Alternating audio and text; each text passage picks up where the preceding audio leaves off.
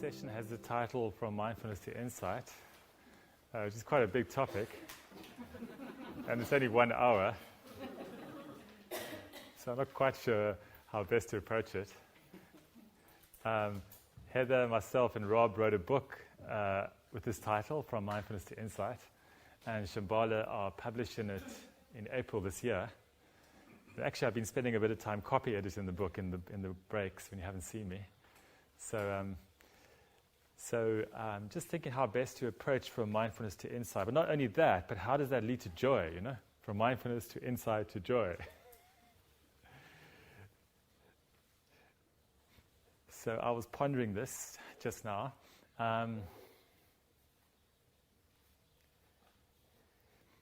think really, if we look at the insight training, what's really important about it is that it rests on what went before. So I think many of you have done the insight training, and you've done the mindfulness, and you've done the compassion.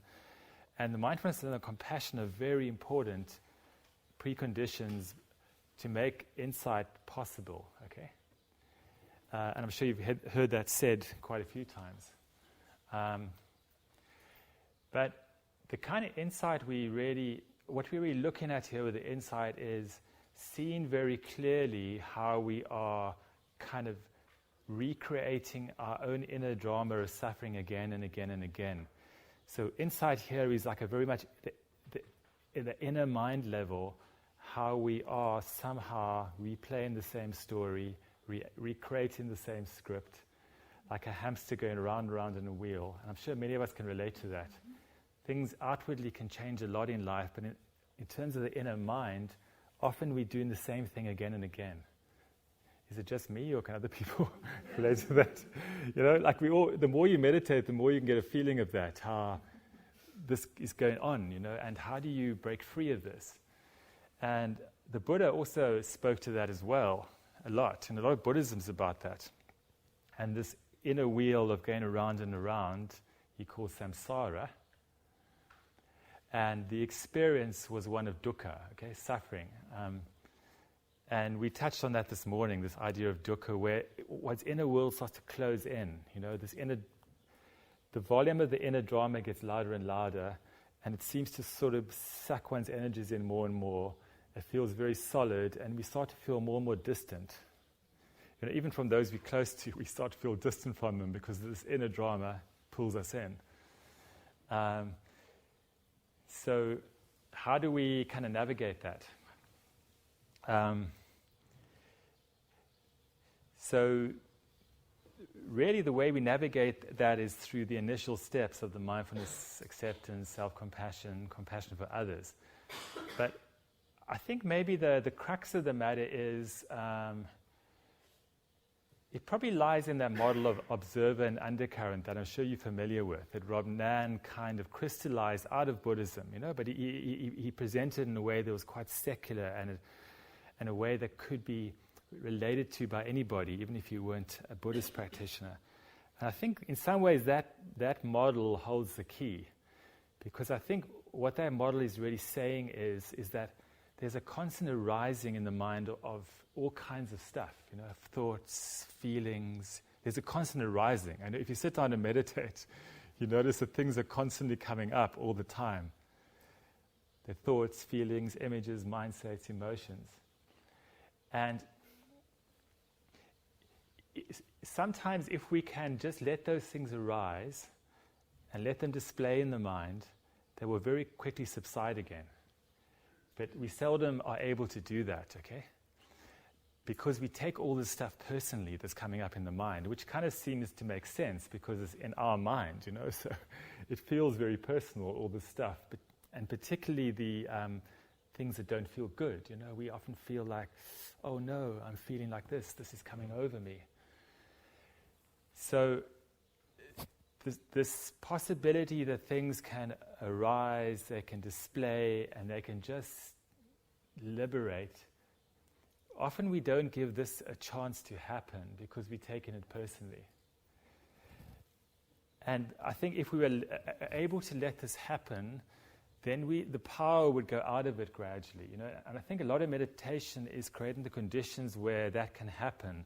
These patterns and thoughts and feelings can can arise and subside, arise and subside. And they can start to have less hold over the mind. But I think the problem is that we don't give this a chance to happen. And that's because there's another part of the mind that's constantly coming in, And there's another part of the mind that's constantly observing what's arising, okay? And I think we all know this pretty well too. And in this part of the mind that's observing, there's a constant me that gets reborn moment from moment, And this sense of me is always kind of interested in what's arising and has an attitude to what's arising, okay? So because of this, because often we don't see this, what happens is that the drama can't liberate itself. It can't just arise and display, and because this other part is always thinking, no, I don't like the feeling of this. I like the feeling of that. I don't like the feeling of this. No, I'm not interested in that, And that's kind of happening over here, And this kind of interaction is constantly happening. It arises, no, I don't like it. And there's a kind of fusion, And in that fusion, the pattern is reinforced. So the pattern throws this up, this feeling, this thought comes up from this pattern in the mind. If you're Buddhist, you can call it karma. If you have another approach, you could just call it neuronal chatter, Anyway, however you look at it, stuff is constantly arising from patterns. The other part of the mind is always somehow coming in and going, no, I like or I don't like. But either way, the like or don't like causes some kind of fusion to happen. And through that somehow we get trapped, It arises, we fuse. Then something else comes up. Then something else arises that we fuse again. So in the process, the habit gets stronger, okay? The habit of what comes up gets stronger. I never ever seen a thing called The Fly. It was a fantastic YouTube thing. You've seen The Fly, this samurai warrior, he's sitting to meditate and a fly comes up and he slices it in half and he says, oh good, it's gone. And then 2 flies come from what he sliced in half. And he slices another one in half, then the 4 flies. Until finally he just says, I'm just going to sit here and let all these flies land on me. But through doing that, at some point these flies turn into kind of spring blossoms or something like that. It's a very lovely film. And then he just sits there and it becomes like a very different experience. Because he's finally learned to let go of this constant engaging with what's coming up, okay? So a lot of the insight training is really becoming very familiar then with this sense of me in the observer that's constantly engaging. And so how do we turn to look at that, okay? So how do we look at that part of the mind? And I think what makes that tricky, what makes that very tricky is often what's driving this observer, like and dislike, are kind of subliminal kind of messages and voices, Rob Nan called it a subliminal reflex. It's kind of saying, no, we can't let this happen, We can't let these kinds of feelings arise because that isn't good, So these subliminal voices are constantly arising. You can imagine they're arising here, taking possession of the me, and then the me engages, okay? So I think a lot of the insight training is how do we become familiar with these subliminal chatterings and voices in the mind. They're like little whisperings, Yes, you wouldn't be you if you didn't do that. You can't let this happen. You can't have these kinds of feelings arise. So how do we become aware of these? Because these are affecting the sense of me, and then the me is engaging with what arises, doesn't let the liberation happen, and the pattern gets stronger. So then you've got 2 kinds of patterns. The one is the stuff comes up more strongly, like the flies, and then this part of the mind is engaging more strongly, okay? And what we aren't seeing are the kind of subliminal voices. And I think a lot of the time what's going on with these are often even nothing to do with us. They can be, the voice of our mother or father that got into us when we were young, or our grandmother, and it got into us, and now it's there, subliminally lurking, and it kind of runs the show,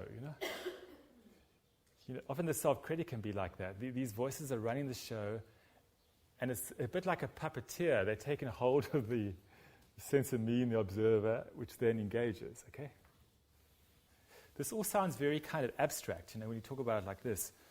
But I think the insight journey is how we can begin to just unpack this all, And we can start to become aware of, okay, there's this arising, okay? Sometimes good, sometimes bad, sometimes neutral. Is there a way I can begin to leave this alone? Because meditation is simply leaving what arises in the mind alone with acceptance and kindness, okay? But then what doesn't let that happen is the sense of me in the observer with like and dislike, okay? So then we have to bring attention to that, which isn't straightforward either, because that's over here. And that's the kind of doorway of insight training. And then what's even more tricky are these subliminal voices now feeding up there. So they feed up to the sense of me. The sense of me is monitoring all the time, like, dislike, monitoring internally, monitoring externally. It's always monitoring. We walk out of this room to the cafe. Do I like this? Don't I? Do I like these people? Should I go into this cafe? Should I order this? Should I order that?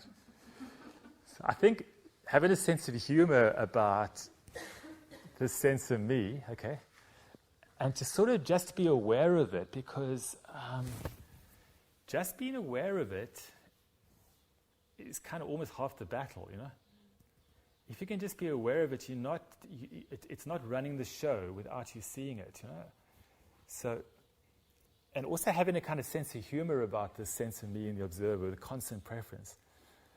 And when we start to see that, and when we start to, the practice deepens more, then these subtle voices start to come up more and more and more, and we start to realize, see the connection. Oh, that's affecting the me and the observer. That's causing the engaging. This stuff's coming up here. This is happening. I fuse. Then I feel all tight and contracted. Then the pattern comes up like the flies in the movie. Then this happens. So I think just to see it and to realize actually that it's all not solid, It's all like a non-solid drama happening. What's arising is non-solid. This engaging is non-solid. These voices are non-solid. But when we don't see it, it's like a magic show that takes us over, Arises, engage, But the more we start to see it in real time as it's happening again and again and again, we're starting to get the feeling that this stuff isn't solid like it seems, okay? It feels real and solid, but the more we kind of see it and accept it, bring kindness to it, it's like Shakespeare had in one of his plays, he said, it's all sound and fury signifying nothing. So when we can get to the point where we can really see and feel the inner drama is all sound and fury signifying nothing, then some of the power starts to go out of it,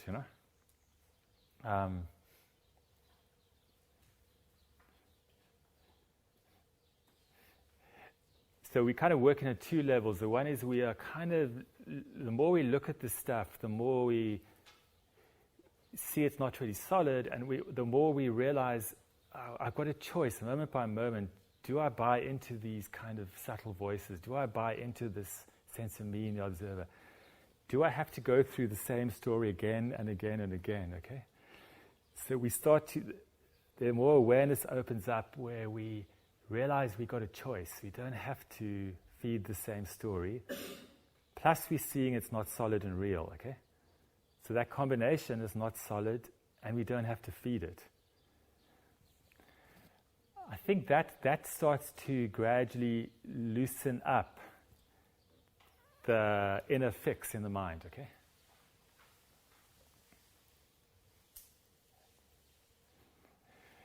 And I think the more that starts to happen, the more this whole thing, this whole inner drama of the mind, it becomes almost comical. Like it's like a sort of a comic, tragic drama happening again and again and again. But we see it's not solid or real, and we see we got some agency here, we know? And I think my sense is that, in a way, this is a bit like we're caught in a sideshow, and the sideshow is the story of me. But actually, the more this opens up, the more there's a big show, the main show, which is I'm part of life. Life flows through me, like we were talking this morning, I can live a different kind of life where I'm more open, more connected, more in flow. There's more joy. What a lot of this weekend has been touching on. The more that the inner story of me loosens, the more we can open up to reclaim the kind of life we can lead more and more, which is to do with interbeing.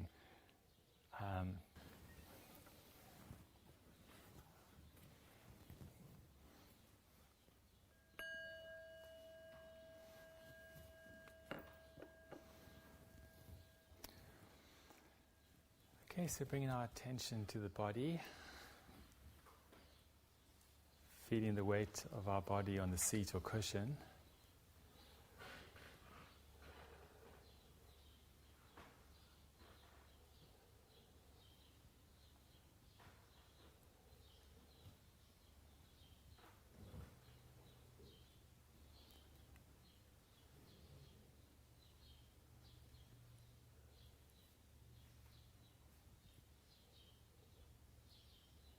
And bringing the attention to the breathing.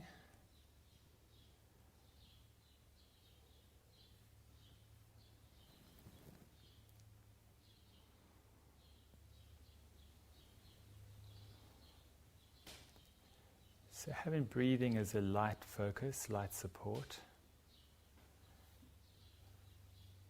but also maintaining awareness of the body.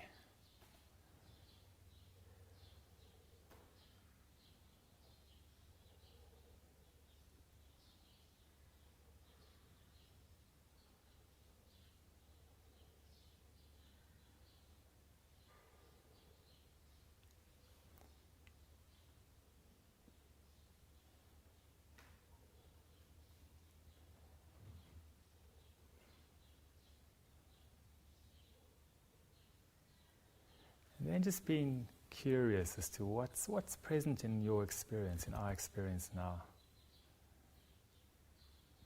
What kind of feelings are present, thoughts.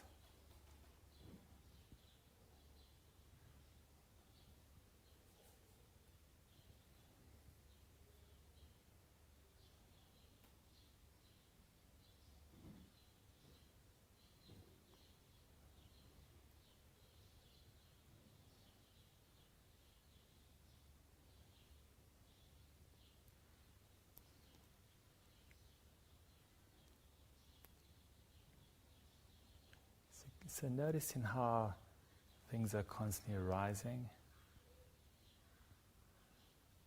We didn't choose it, we didn't plan it. Thoughts arise, feelings arise.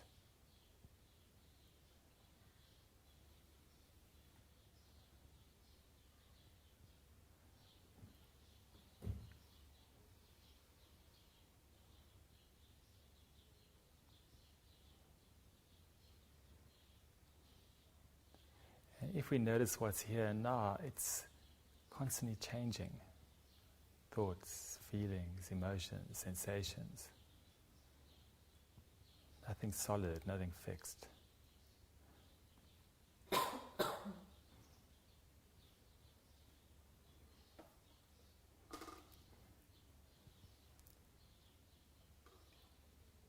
And noticing that things just disappear by themselves if we leave them.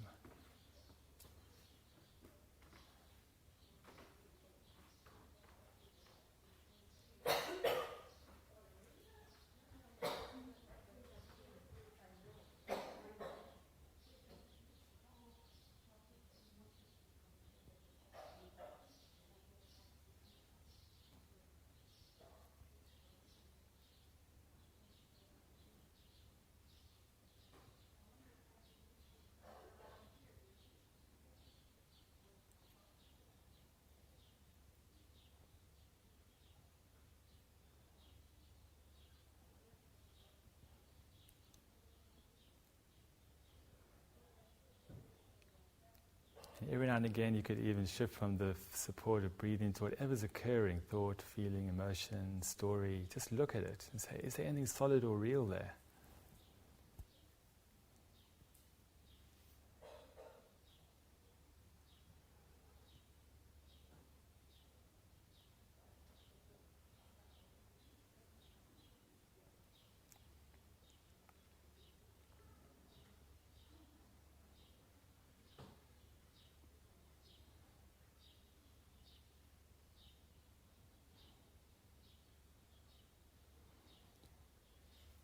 So light focus on breathing, just maintaining awareness of things arise by themselves in the mind. They display like on a movie screen. And if we leave them alone, they just disappear, change. Sounds, thoughts, feelings.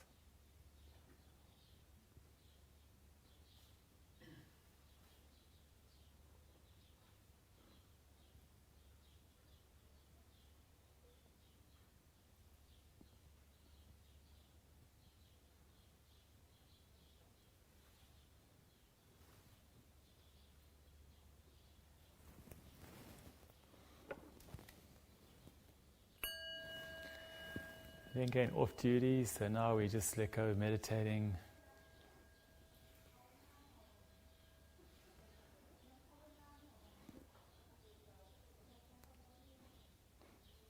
Maybe this is the time to just enjoy sitting in this room, hearing the sounds of the birds.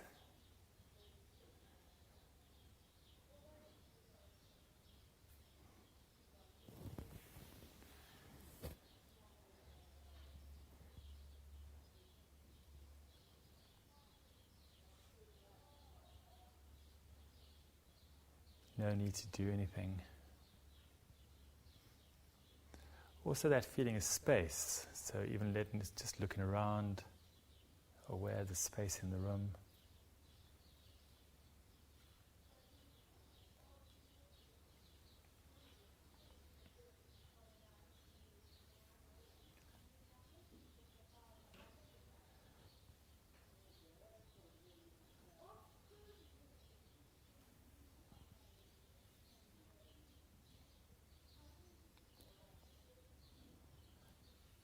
Noticing how it feels just to sit without any agenda.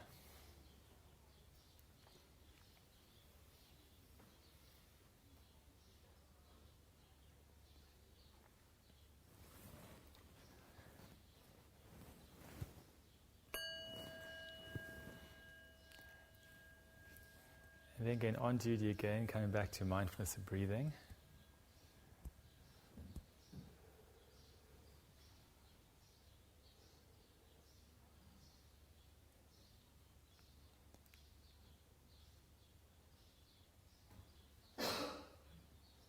Once again, just lightly aware of the fact that things just arise by themselves. We don't sit down and plan what thought's going to pop into the mind. Feelings arise, thoughts arise, like the sound of the birds.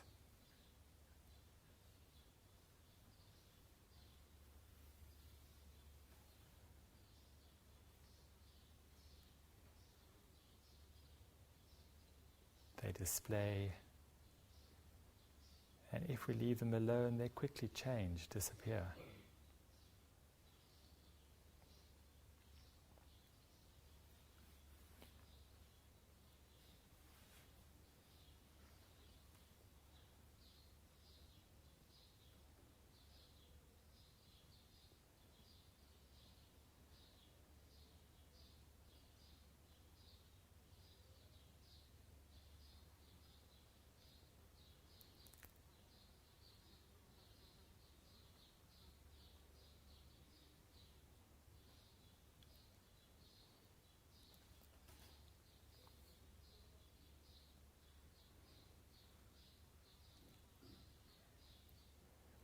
And now, can you notice when you find yourself engaging, getting involved?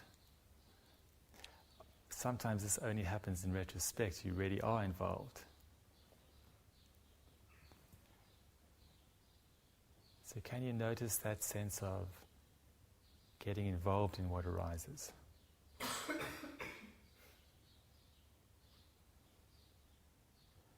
Noticing what getting involved feels like.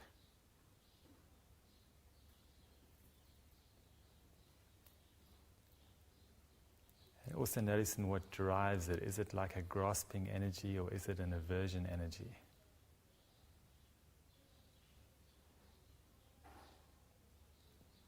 Even just noticing how those two are playing out, grasping and aversion, and then engaging.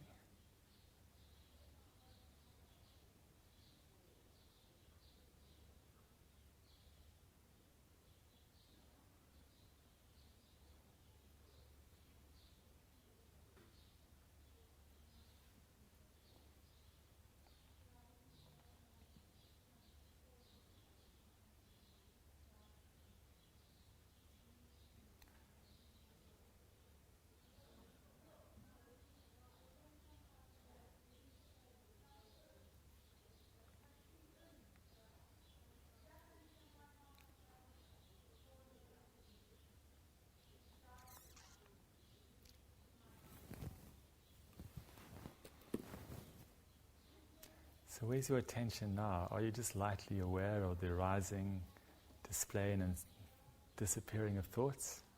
Or are you involved? If you are involved, can you notice, was it grasping or aversion that took you there? Just noticing that, back to breathing.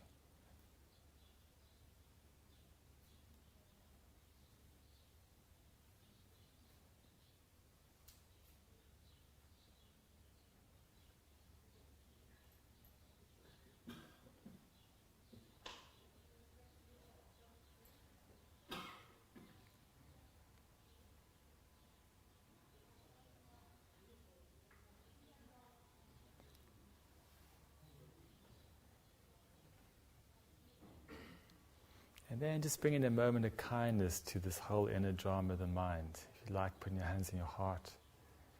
Kindness and acceptance to what arises. It arises from habits. Kindness and acceptance to the continual engaging.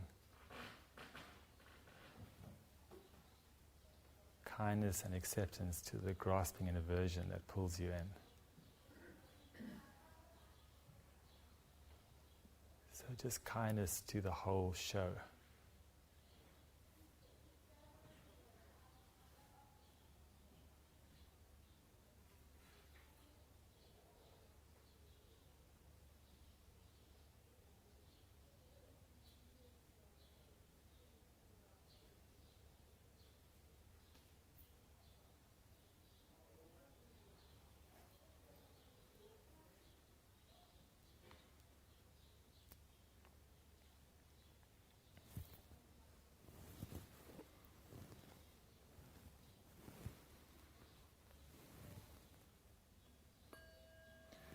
And then going off duty again, just letting go, aware of the space,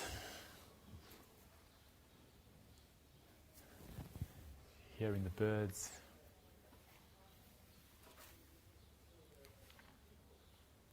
looking around.